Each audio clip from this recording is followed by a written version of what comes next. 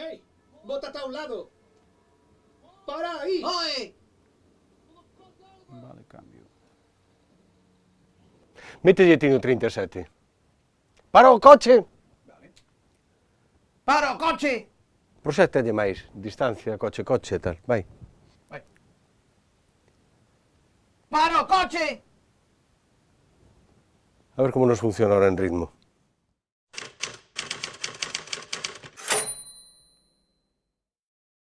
En todos estes anos nos empezamos, eu conto moitas veces, non empezamos desde cero, empezamos dende menos non sei canto, porque cando nos empezamos non había produción en nada en galego, é dicir, o teatro profesional estaba dando os primeiros pasos a mediados dos anos 80, non había cinema, cinema facíanse dúas ou tres películas, moi de cando en cando, non? Cousas moi soltas, non había, evidentemente, a televisión acababa de empezar no ano 85, é dicir, estaba todo arrincando. Chegamos nós e tivemos que inventar, como outra xente tivo que inventar un oficio. Que nos ensinou ese oficio foi xente de Madrid e de Barcelona, fundamentalmente. Entón nos aprendemos ese oficio con todas as eivas que nos temos de autoxenreira do propio idioma, e aprendemos ese oficio por parte de xente que falaba outro. Entón, cando empezamos a dobrar nunha lingua que non tiña ese estatus, que nunca se probara nese laboratorio, digamos, e sin profesionais especializados en cada unha das ramas, que a dobraxe sobra dicir que ten 50 especialidades distintas, dende a traducción para a dobraxe, que é algo moi específico, non ten que ver con outras traduccións para a literatura ou para outras cousas, os adaptadores, os directores e actores, en fin, non había cadro de todo iso, houve que inventalo, collelo dende a radio, o teatro que empezaba naquele momento, o teatro amador, de onde se podía. E tivemos que inventala, por iso digo que non empezamos de cero, non empezamos dunha lingua que xa estaba normalizada e normativizada, senón que empezamos dende cero, dende baixo de cero. A dobraxe o que debe facer é ser o máis fiel posible ao orixinal, porque o único que pro que sirve realmente é para ser unha ponte entre o espectador que non domina o código lingüístico orixinal desa produción e a produción en sí. Eso non quere decir que non teña valor artístico, absolutamente teno, claro, precisamente para ser capaz de trasladar aquelo a un espectador de hoxe, o dobrador ten que ser un actor de principio a fin, eso está claro. O actor, na dobraxe enténdese que chega ao atril sen coñecer, cando vai facer un personaxe por primeira vez, sen coñecer o que vai facer. Realmente vai a cegas e vai coa expectativa de crear un personaxe, pero non o coñece. Vai ser o propio director o que lle indique o que ten que facer, que vivencias ten ese personaxe que vai facer e como ten que desarrollar o seu traballo. Pero o actor nin coñece o guión, nin coñece a historia, salvo que sexan personaxes moi coñecidos ou películas moi coñecidas. Pero, en principio, imos a cegas cando vamos ao atril. Como actores de dobraxe temos que facer un esforzo que normalmente como actores de imaxe non hai que facer, e é que adaptarnos a maneira de falar de outra persoa, o seu timbre, a súa velocidade, o seu volume, pero tamén o timbre, que normalmente como actor poucas veces, como actor de imaxe poucas veces modificas o timbre, pero como actor de dobraxe pues, tens que modificarlo todos os días, facendo dibuixos animados, non? Entón, eso quere dicir que temos unha gimnasia que noutros oficios incluso próximos a este non se dan. Hai partes que son moi farragosas de dobrar, son textos moi complicados, que memorizalos tal como está estandarizado o protocolo de dobraxe, que é, digamos, gravar en unidades pequenas, pois non nos daría tempo a memorizar, son textos moi largos e moi farragosos, entón tes que ter unha técnica que che permita memorizar partes e ler outras partes cando che permita a acción que estás dobrando nese momento. Entón, frases pequenas, pois podelas memorizar, intervencións pequenas podelas memorizar, pero intervencións largas, farragosas e dificultosas, tens que ser capaz de algo que seguramente parecerá moi difícil, pero que somos capaces de facer, que é mirar a pantalla e ler ao mesmo tempo. E interpretar, claro. E interpretar iso, senón non eres actor, está claro. Unha interpretación versátil é moi valorada en dobraxe. máis por riba de unha voz bonita, unha rapidez, desde o meu punto de vista hai que valorala máis, a interpretación.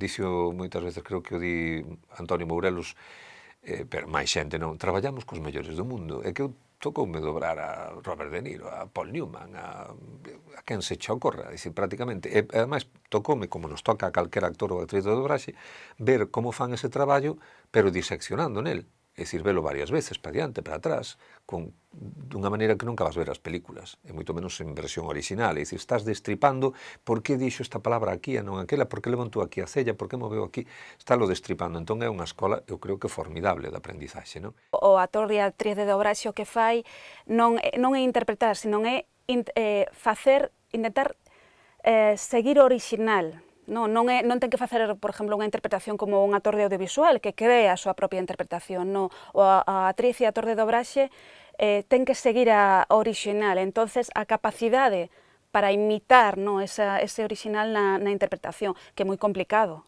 porque eu sempre o digo, os actores de dobraxe chegan aquí, chegan da súa casa, chegan aquí, de repente teñense que meter e fan uns segundos, meterse na interpretación do que sexa, chorar, rir, unha desgracia, unha alegría, o sea, o que sexa, e a capacidade de interpretación é brutal, además solo cabo sin que se lles vexe a súa cara, os seus gestos, é moi, moi difícil.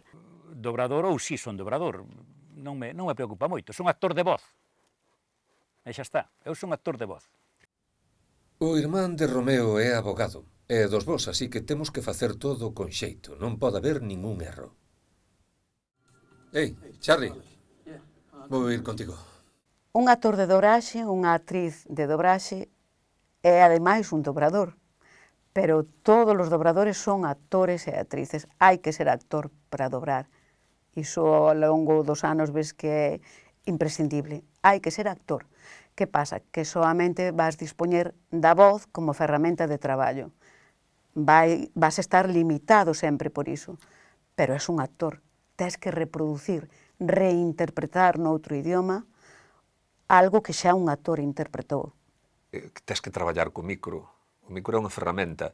E o micro non sabémoslo utilizar como actores e actrices de dobraxe dunha maneira distinta, porque levamos moitos anos facendo, non? Entón é moi lóxico que un actor que nunca se puxo diante dun micro de dobraxe que lle resulte raro, que estea incluso máis cortado á hora de falar, que non lle saia a voz, que non sabe como relacionarse con iso.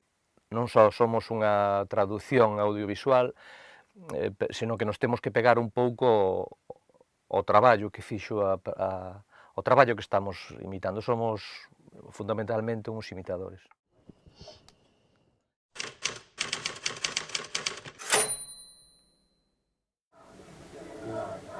Non sabemos se Romeo participou. Romeo. Romeo, como estás dicindo, curiosamente todo dicides iso. É curiosísimo. Dicimos que? Romeo. É lo que habíamos dicir, supón Romeo. Xa. Que es que diga? É que eu digo Romeo. Pero eu non teño que dicir así que No, estupendo. dicíache porque sabes que por ser a Romeo. Sí, pero dixemos Romeo porque eles é o nome que din. Vale. Non sabes? Entonces dixemos nada, pois, tal cual. Ma, cálmate, por favor. Non sabemos se Romeo participou. Non te enfades tanto con el na primeira, ao mesmo tempo estás aí... Vamos a ver. Vai. Mac, cálmate, por favor. A dirección de dobraxe consiste en dirixir artísticamente e técnicamente os actores que previamente escolliches para facer a dobraxe dun produto audiovisual. Como no meu caso tamén son adaptadora e axustadora de textos, ademais preparo antes o guión que eses actores van ter na sala para dobrar. E consiste tamén, así moi basicamente, en aquelar as bocas e os xestos da interpretación da versión original ás frases en galego, para que todo coincida ben. Ti no casting vas a escoller o actor que para ese personaxe ten a interpretación, a fonética, o tipo de voz, o tipo de reaccións, a velocidade de pronuncia. porque un casting ben feito axúdache no 70% do resultado dunha película.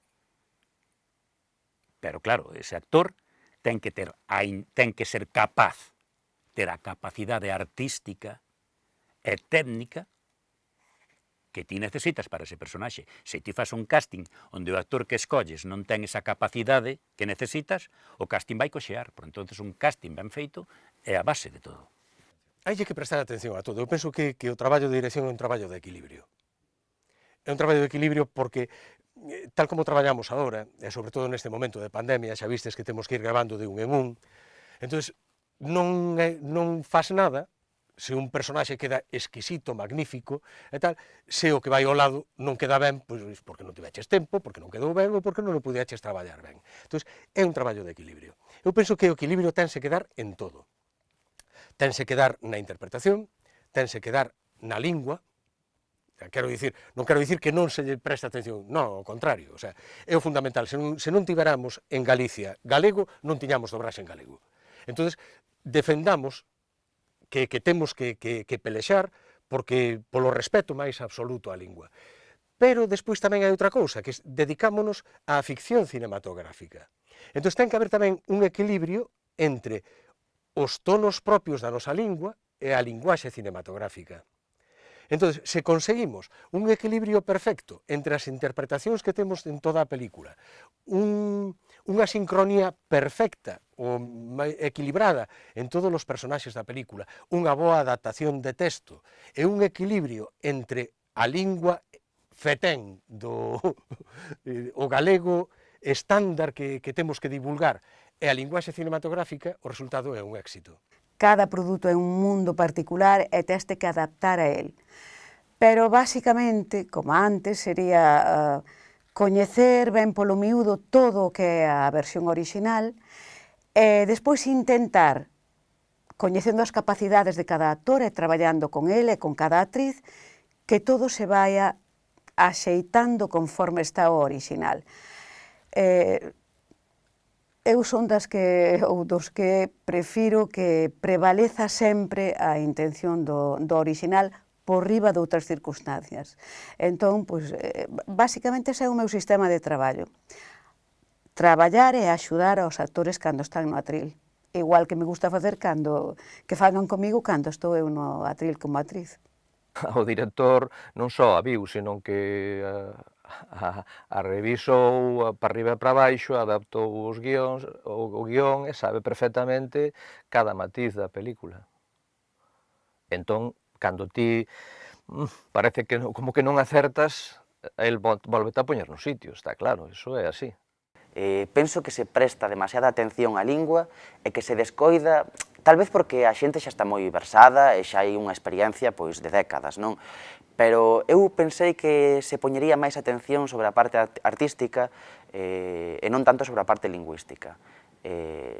Ás veces percibo iso un pouco, non sempre, non en todos os traballos, pero creo que sí, que hai unha sobredimensión da parte lingüística.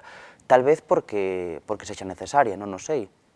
Tal vez hai certa xente a que lle hai que estar máis enriba ou que ten que, non sei, precisa máis atención ou se cadra non. Se cadra que estamos xa todos tolos por culpa dos retakes, que non me extrañaría.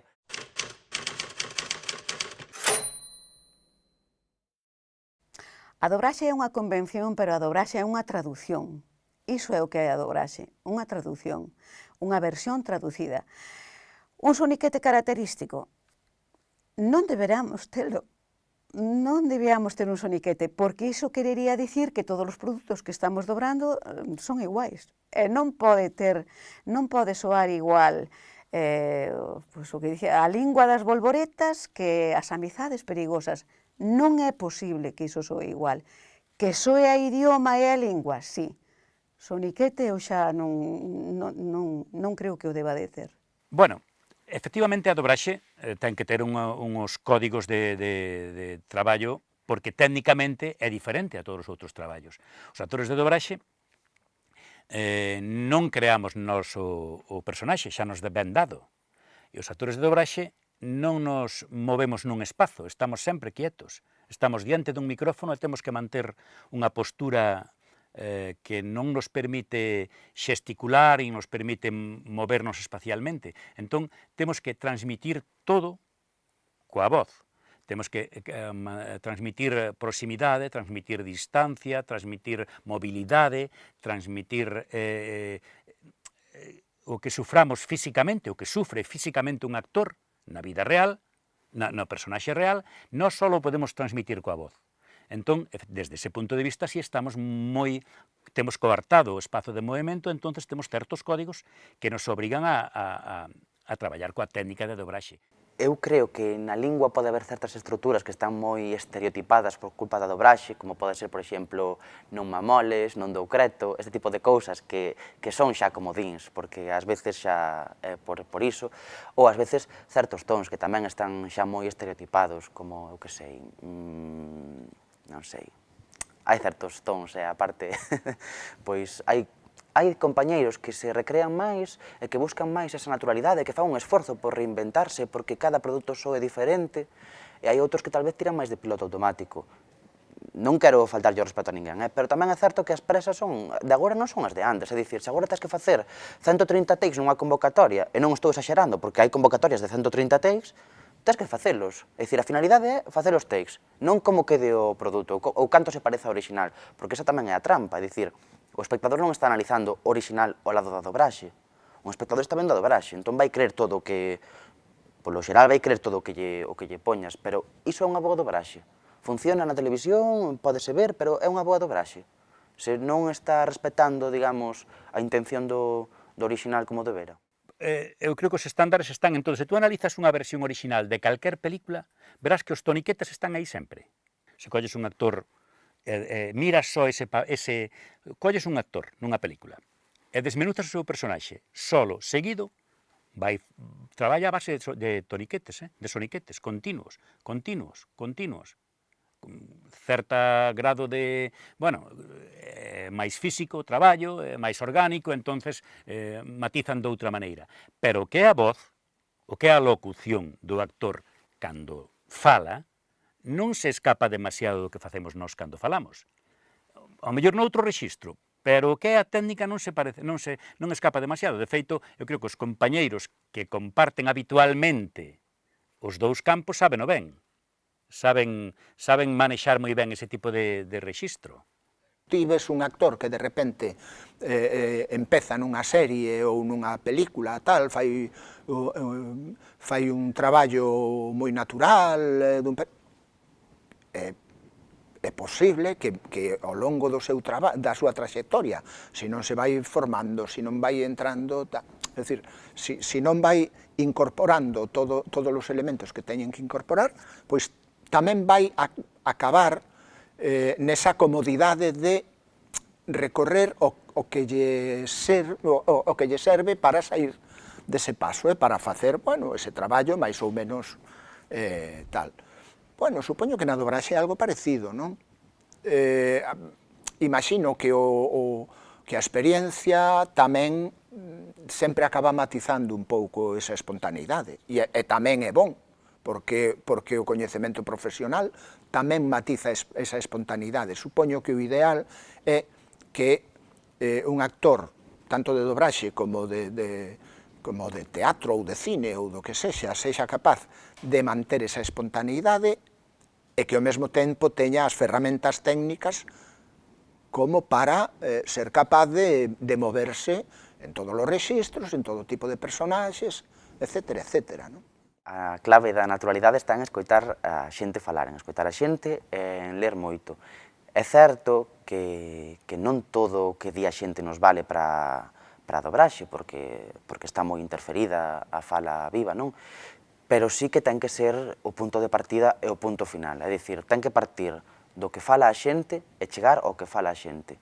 Eu esqueceríame máis de certas recomendacións normativas que ás veces incluso son contraditorias entre sí e centraríame máis en atinxir iso, a naturalidade, que a xente se sinta representada, porque é moi violento, é un acto, digamos,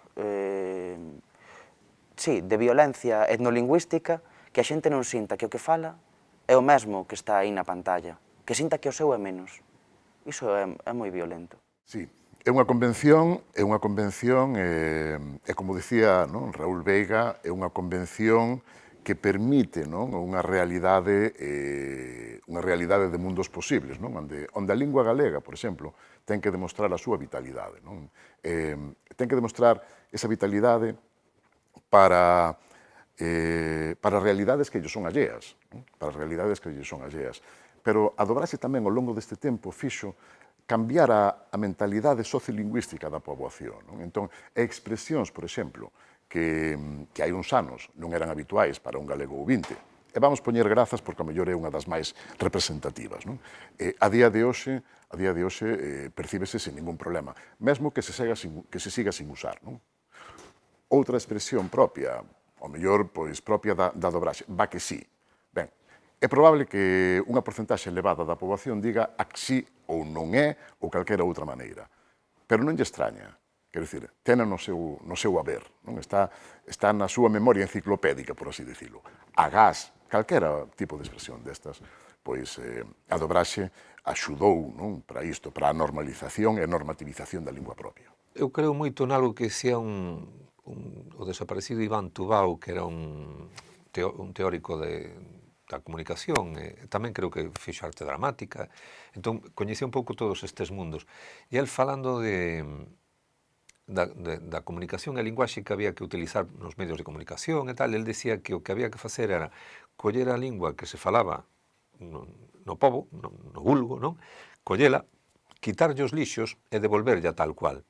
Pero non modificala, non pensar que eso está mal, non, simplemente que a lingua normal que falamos todos na rúa é unha lingua que pois, está salferida pois, ao mellor de castelanismos ou de anglicismos ou de vulgarismos. Entón, o noso traballo aí é quitarlle toda esa parte, todos eses lixos e devolvela, pero coa acentuacións, coa prosodia, coa fonética de quen xa legou, non?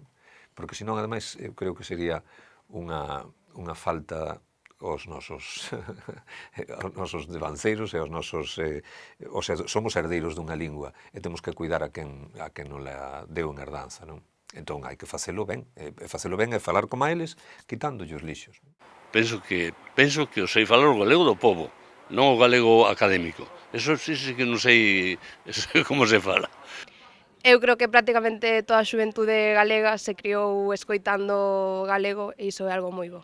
Na televisión, en Laxe, en Malpica, en todo Galicia, é un gallego perfecto, é o galego que se fala en cada sitio, é o idioma perfecto. A reglamentación está ben porque hai que ter unha guía, hai que ter un fío que ilvane todo, pero o galego que se fala, eu falo un galego horrible, pero o meu galego é contaminado porque tuve na emigración a miña adolescencia e juventud, entonces falo un galego horrible, pero nunca tuve un problema nin para entender, nin para facerme entender. Luís, vamos a cambiar fisgua por erro, que dá un chisquiño largo, non pode haber ningún erro.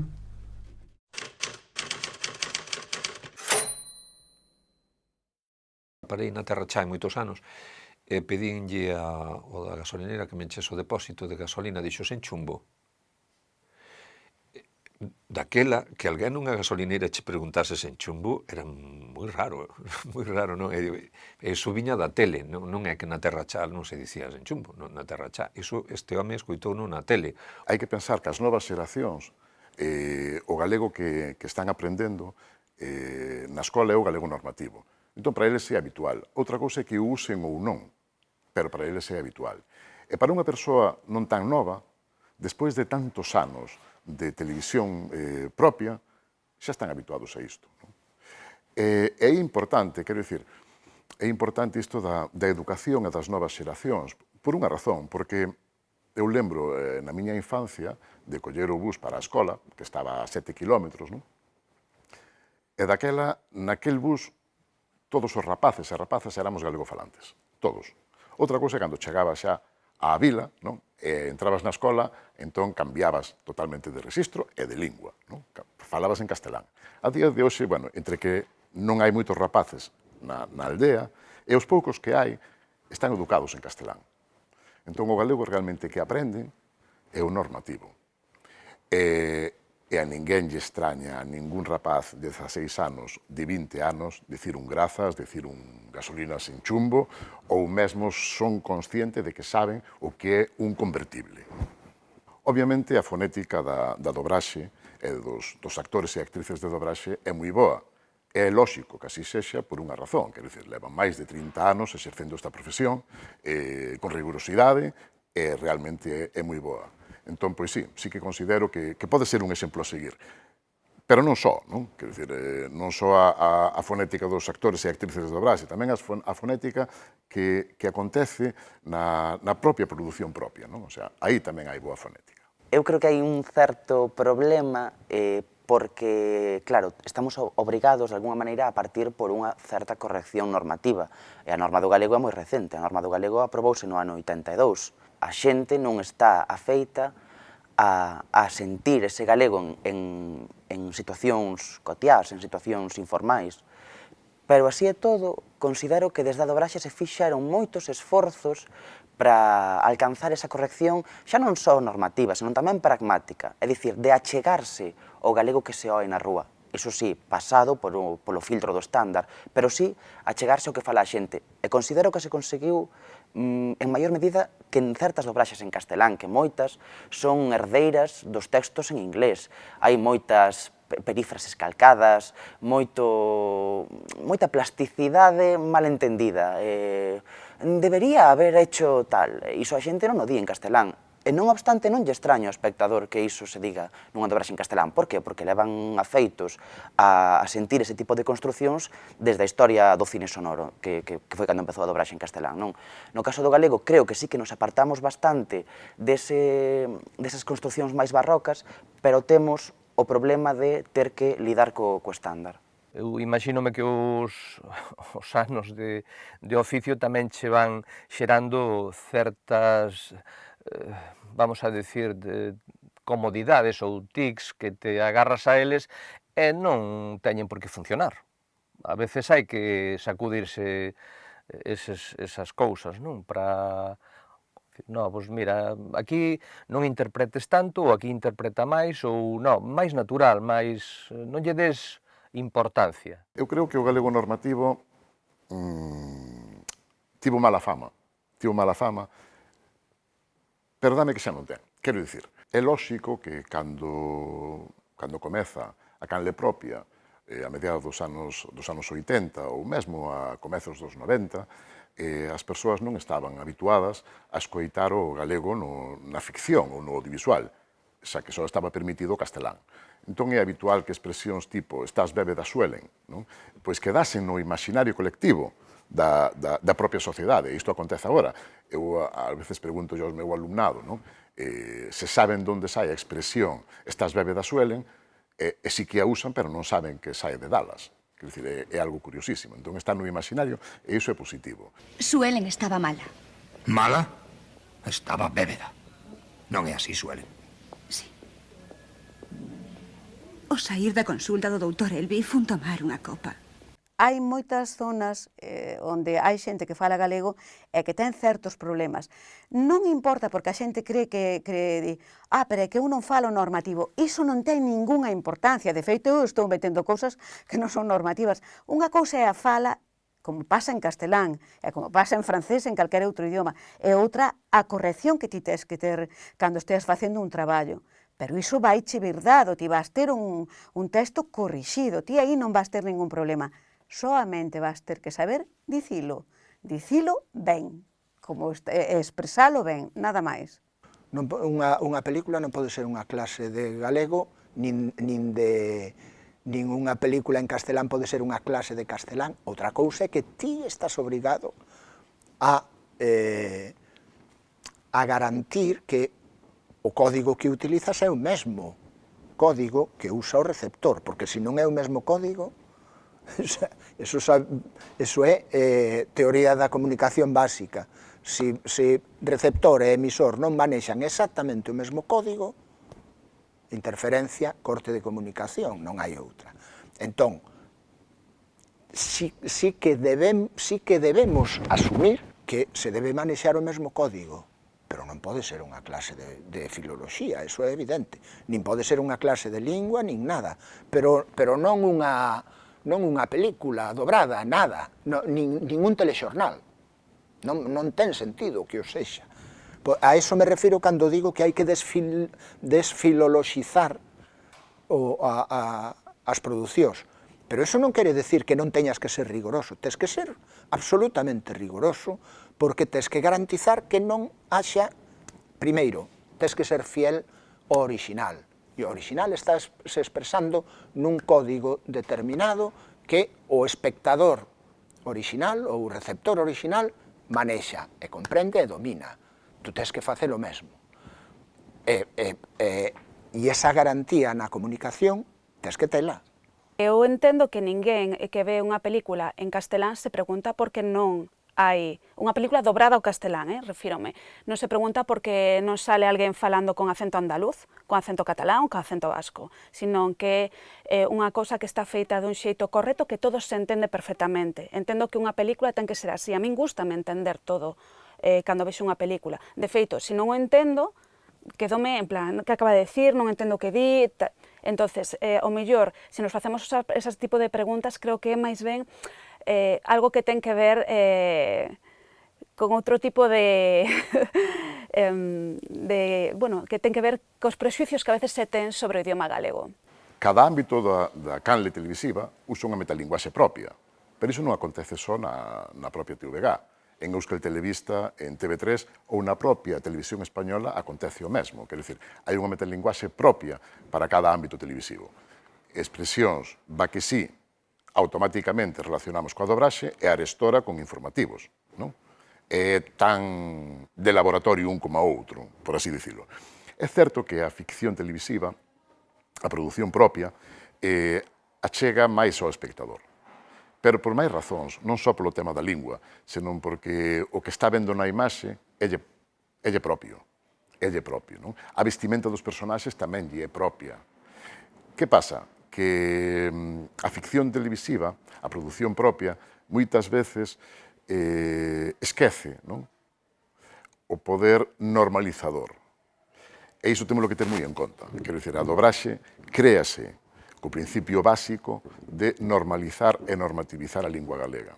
O famoso Pau Longueiro, non, dos deportes, que todo o mundo, logo na taberna, vías a xente discutir, non, que espetou no Pau Longueiro, e dicían a frase tal cual a dicían na televisión, non? É dicir, creo que efectivamente que é un elemento normalizador de primeirísima orde, non? Non sei se equivale a 5, 10 clases ou 20 de galego, pero é absolutamente fundamental. Destacaría que temos unha nivel de dobraxe maravillosa e convido a todo o mundo a que vexa en galego e non castelán porque sempre é moito mellor.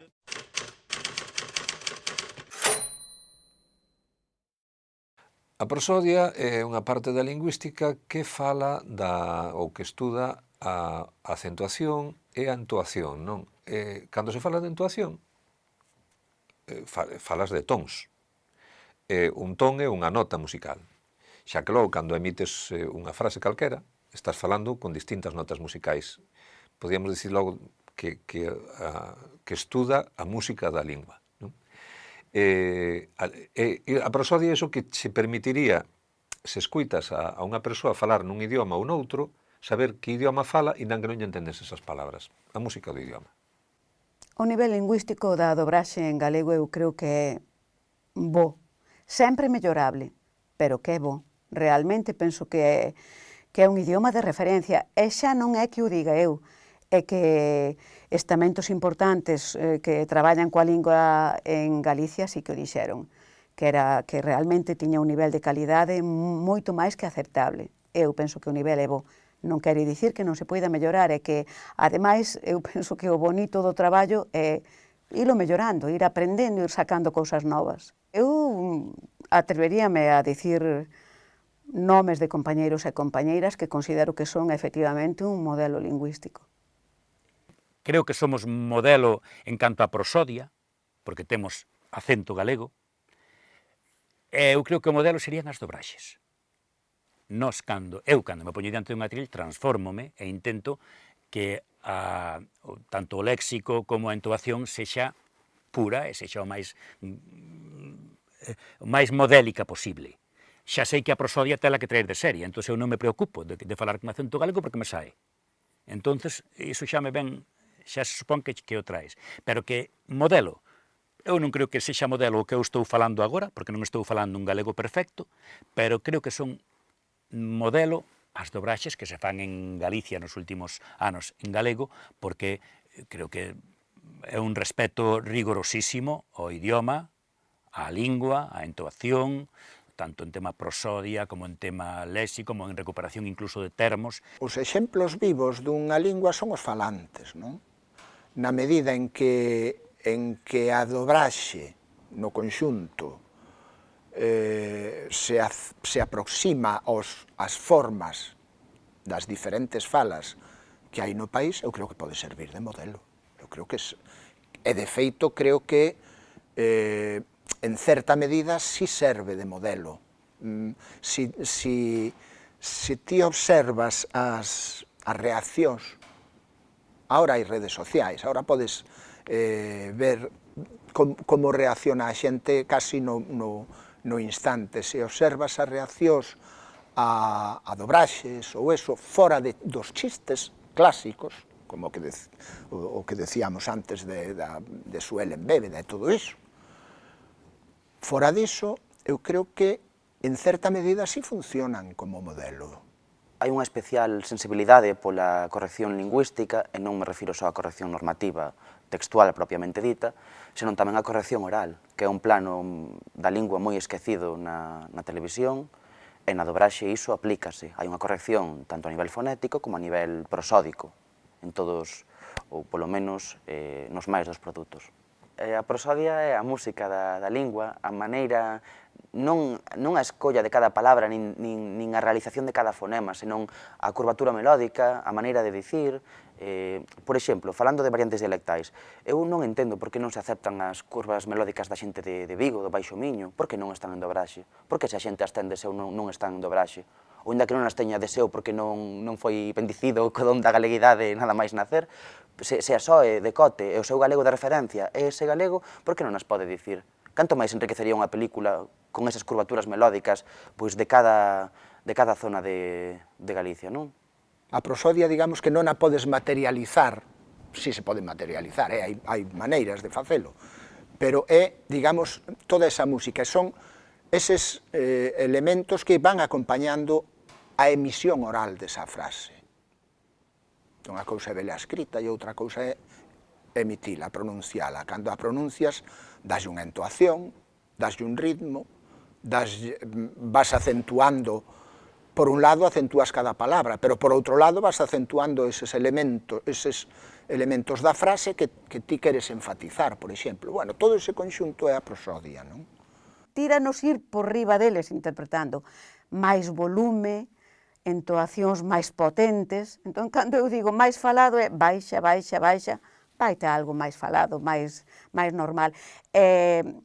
Sobre todo en determinados produtos, xa digo, non é o mesmo, pois eso, un varón francés do século XVIII que unha película que fixeras outro día con rapaces daqui que están falando por Riazor adiante. Dise dos dobladores que como que facemos un pouco como de redito, que somos pouco naturais, entón eu entendo que o máis falado é máis coloquial, máis como dirías ti, non? Nesa situación, nesa suposta situación, como dirías ti esa frase. Ti ris, furabolos?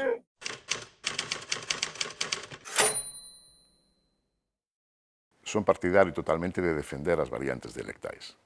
Ora ben, temos que ter cuidado na dobraxe, porque é moi fácil caer na tentación de asignarlle a un mariñeiro a geada, porque é propia nosa, non? E aparte relacionámoslo totalmente co bloque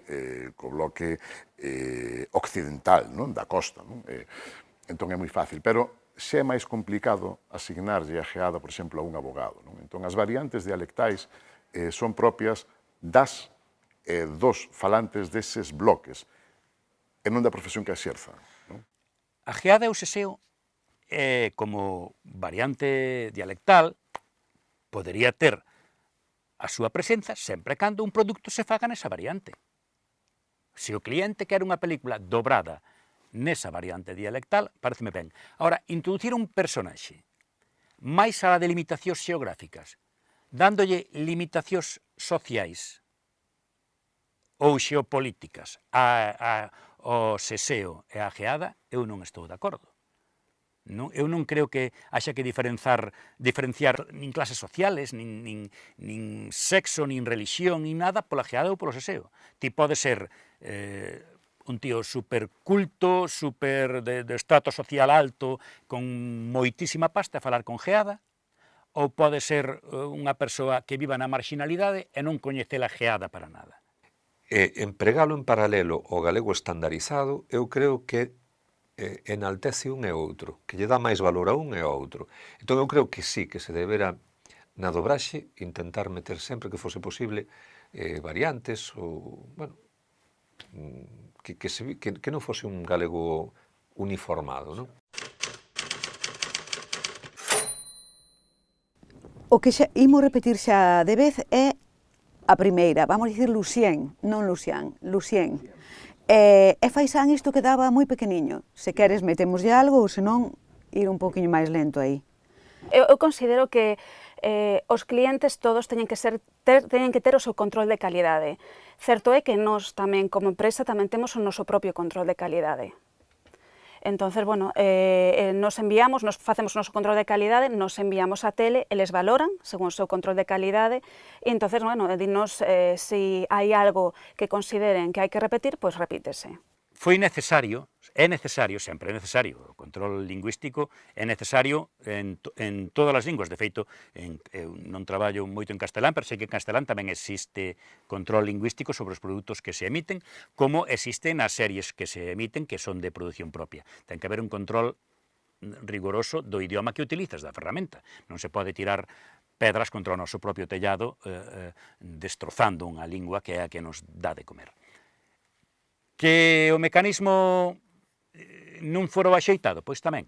Eu creo que houve momentos nos que o mecanismo foi demasiado taxante, demasiado tallante, demasiado ríxido. Fixo que moita xente que intentaba aprender decidira non aprender.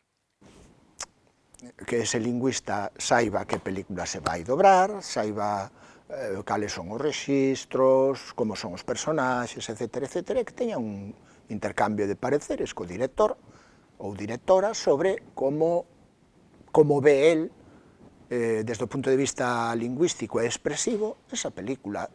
Pero eu si detecto ás veces pequeno, nunha dobraxe que está ben ou tal, de repente hai unha cousa que dis, ves ali, ves na traducción que está traducida de outra maneira e dis, isto é froito dunha discusión en sala. E ao mellor a discusión dá lugar a algo que está moi ben. E ás veces non, ás veces dá lugar a un erro, que é comprensible, pero se ti tes un lingüista mau para chamalo e dicir, estamos discutindo isto, que opinas? Bueno, pues sempre che axudará, non?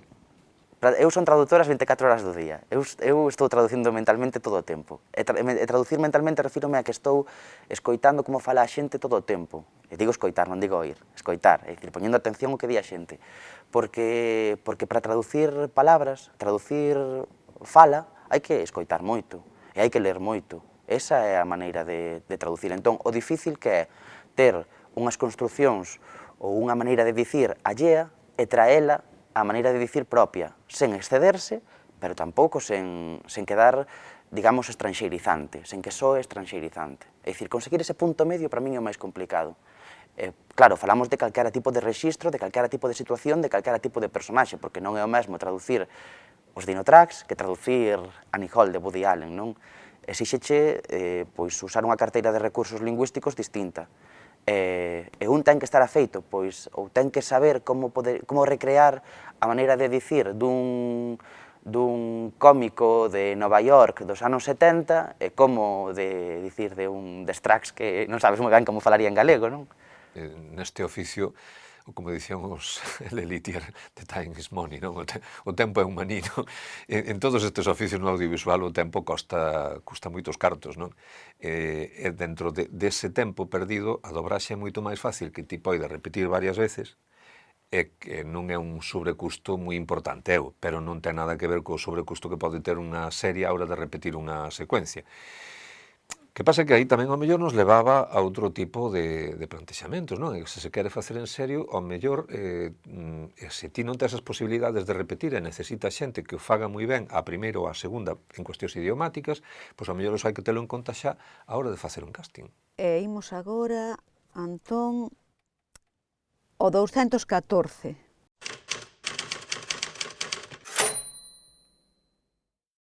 O concepto xabarín é fantástico. É máis, creo que a día de hoxe aínda non hai un repositorio de todos aqueles produtos que marcaron unha xeración, pero que marcaron desde o punto de vista da súa concepción coa lingua.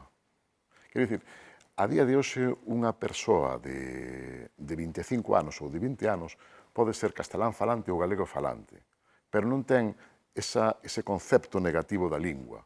Por qué? Porque o percibiu desde a súa infancia e da súa xuventude. E moitos dos seus heróis falaban nesa lingua. Quer dizer, Shin-chan falaba nesa lingua, como fala calquera rapaz que xoga nunha praza de Rianxo. Eu son unha das xeracións que nos criamos co xabarín, non? Eu non entendo o Shin-chan ou Arale noutro idioma que non sexa o galego. Entón, creo que para que eso lle pase ás xeracións que hai agora, como, por exemplo, o meu peque, sería interesante ter unha canle única infantil, por exemplo, non? De emisión de contido infantil en galego. E logo, por exemplo, tamén eu creo que é importante, en canto, por exemplo, se falamos de películas, de estreas, cando hai estreas de cine significativas, pois a programación, non? Que se lle fai a esas películas dobradas. A xente nova sí que non se lle ofrece o produto que el busca, non? Que é aí onde está o tema. Pero cando se lle ofrece, a xuventude vai a el. E prova diso é Shin-chan. Quer dicir, que tocou a xuventude totalmente. Novos e non tan novos, non? Entón, si é certo que ese tipo de espectador se achegaba a un produto, quer dicir, cando o produto está ben feito, e se ofrece, mesmo que sexa na canle televisiva, o espectador vai a ele. Eu creo que afortunadamente a dobraxe en galego ten moitísima calidade lingüística e artística, pero sobre todo falando do tema lingüístico é un modelo, creo que é un modelo de uso correcto e normativizador e normalizador do idioma. É unha pena que se perderan esas audiencias infantís e xuvenís maravillosas que tuvo a Televisión de Galicia, e que forneceu de galego falantes este país, Moita xente, eu coñezo xente que me ten dito que falaba castelán e que empezou a falar galego, na Coruña, empezou a falar galego polo xabarín. ¡Que non che caian as bragas! Pero de onde sacará esas frases?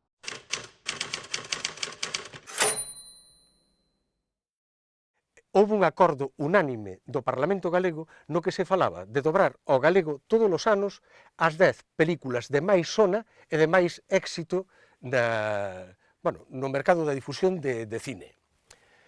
Nunca se chegou a facer. Non sei se chegaron a dobrar 10 películas de cine para estrealas en galego nos cines galegos, pero, aínda que chegaran a facerse 10, nunca foron as 10 máis importantes.